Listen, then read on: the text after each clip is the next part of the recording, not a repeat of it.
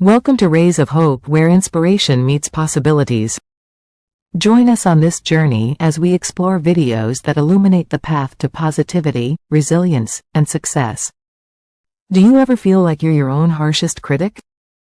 That inner voice, constantly pointing out flaws and replaying mistakes, is self-judgment. It's a common experience that can silently undermine our confidence and hold us back from truly living.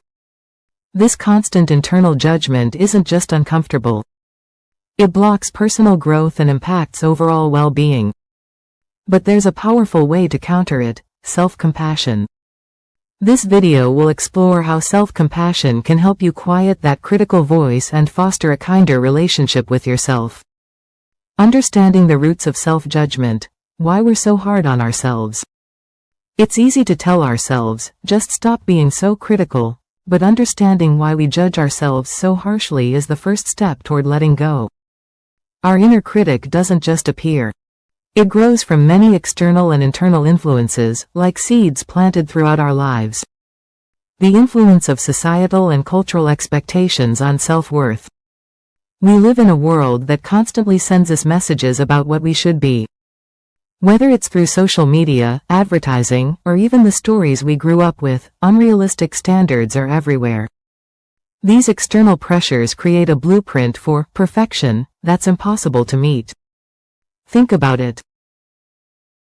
Social media often shows only highlights. This can make us feel like everyone else has perfect lives. Media often presents narrow ideals of beauty or success. Cultural narratives sometimes emphasize achievement above all else. This can make us feel like our worth depends on what we do, not who we are. When we don't measure up to these often impossible ideals, that inner critic pipes up. It tells us we're not good enough, reinforcing cycles of self-criticism. The role of past experiences and upbringing in shaping inner critics. Our early experiences profoundly shape how we see ourselves. The feedback we received as children, especially from parents or caregivers, can echo in our minds for years. If you often heard criticism, or if you felt you had to be perfect to earn approval, that can build a strong inner critic. Consider these common scenarios.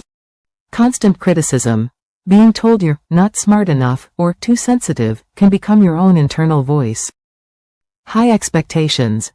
Feeling pressured to always achieve can make you believe anything less than perfection is failure. Traumatic events. Difficult experiences can plant seeds of self-blame or feelings of inadequacy. These past interactions become the foundation of our self-judgmental patterns.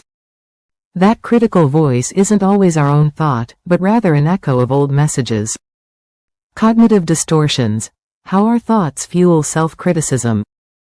Beyond external influences and past experiences, our own thinking patterns play a huge role. We often fall into cognitive distortions. These are biased ways of looking at situations that twist reality and fuel self-criticism.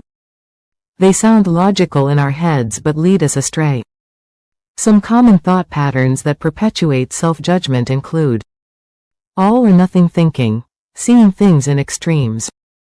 If something isn't perfect, it's a complete failure. I made one mistake, so I'm a total failure. Catastrophizing, blowing things out of proportion. Expecting the worst possible outcome from every situation. I said something awkward, everyone will think I'm an idiot and hate me forever. Personalization, blaming yourself for things that aren't your fault, or taking things personally. That meeting went badly. It must be because I'm not good enough. Recognizing these distorted thoughts is vital. They are often the fuel for our relentless inner critic, keeping us trapped in cycles of harsh self-judgment. Identifying the signs and impact of self-judgment in daily life. Understanding the roots of self-judgment is one thing, but how does it actually show up in your daily life? Recognizing the signs of your inner critic at work is essential for addressing it. Self-judgment isn't always a loud voice. Sometimes it's a quiet whisper or a subtle feeling that can significantly affect your well-being and hinder your growth. Recognizing the inner dialogue, common phrases and feelings of self-criticism. That inner critic has a distinct voice and often repeats familiar phrases. You might hear it after making a mistake or even before trying something new. These thoughts trigger strong emotional responses, leaving you feeling less than your best. Here are some common examples of self-critical thoughts. I always mess things up. Why can't I be more like them? That was so stupid of me. I'm not good enough for this. I should have known better. These thoughts can make you feel a range of tough emotions. You might experience shame, feeling bad about who you are as a person. Guilt can arise from believing you did something wrong. A pervasive sense of inadequacy often settles in, making you feel you don't measure up. These feelings can linger, coloring your outlook and interactions. The detrimental effects of self-judgment on mental and emotional well-being. When self-judgment becomes a regular companion, it starts to wear you down. It's like a slow leak in your emotional well-being, draining your peace and happiness. This constant criticism can lead to serious mental and emotional challenges over time. Chronic self-judgment is a common cause of anxiety. Always worrying about not being good enough can make you feel constantly on edge.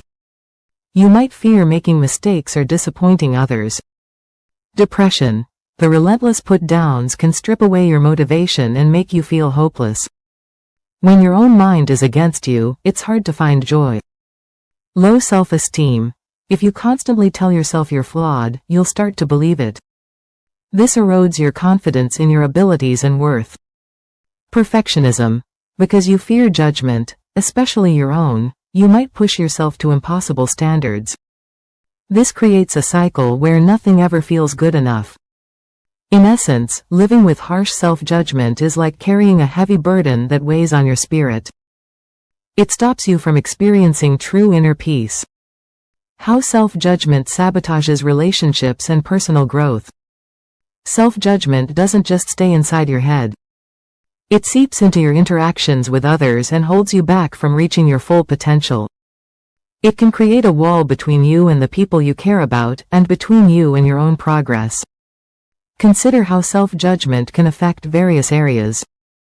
Barriers in interpersonal relationships. You might pull away from others, fearing they will find your flaws. This leads to isolation and makes genuine connection difficult. Perhaps you struggle to trust positive feedback because your inner critic says it's not true. Hindering risk-taking. If you constantly judge your capabilities, you'll hesitate to try new things. Why risk failure when you know your inner critic will jump on it? This limits opportunities for learning and success. Stifling personal development. When you're stuck in self-criticism, you focus on what's wrong instead of what's possible. This makes it hard to grow, learn from mistakes, or embrace new challenges.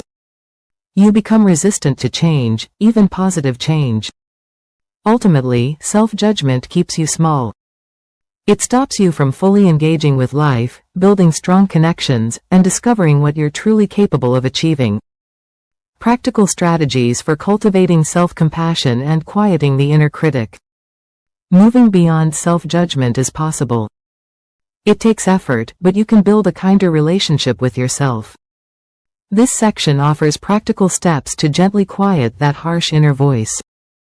You will learn to treat yourself with the same care you offer a friend. Mindfulness practices for observing and detaching from self-critical thoughts. Mindfulness helps you see your thoughts without getting caught up in them. It creates a space between you and your critical thoughts. This space lets you observe them rather than automatically believing them. We've uncovered the roots of self-judgment and why it holds us back. Stay tuned for part 2. Thank you for joining us on this uplifting journey with Rays of Hope. Please comment, like, share, and subscribe to stay tuned for more videos that spark hope and empowerment. Until next time, keep shining brightly. Thank you for watching.